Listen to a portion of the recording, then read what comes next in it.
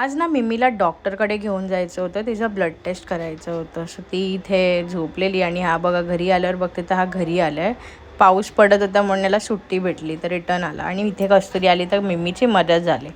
आणि हा पावसाने तर आज थैमानच घालून ठेवला आहे. बापरे कसा पडतोय तो, एवढा जास्तच पडायला लागला आहे. घरी आली आणि मग चौथा सोमवार होता आज आणि शेवटचा सोमवार होता, तर महादेवांची पूजा केली, शिवमूठ अर्पण केली. श्रावण महिना किती पटापट संपतो ना. आणि आता बाप्पाचं आगमन होणार आहे पुढच्या हफ्त्यात, तर खूप जास्त एक्सायटेड आहे. आणि पूजा झाल्यानंतर किचनमध्ये गेली. आज पण आहे ना लाईट गेली आहे, काय माहिती लाईट का जाते सारखी सारखी. मम्मीने खिचडी दिलेली, त्या खिचडी आणि दही खाल्लं आणि पाऊस थांबायचं नावच घेत नव्हता.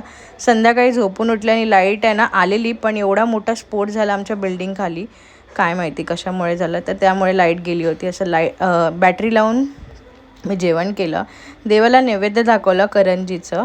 आणि आहे ना जेवणा अगोदरची भांडी बघा माझी, बापरे मला कळतच नाही एवढी भांडी माझी कशी होतात. तुमची पण होतात काय? कमेंट करून मला सांगा. जेवायला मी बनवलेलं बटाट्याची भाजी, काळ्या वाटाण्याचं सांबार आणि भजी, भात चपाती. ओके बाय, भेटूया नवीन व्हिडिओमध्ये, या जेवायला.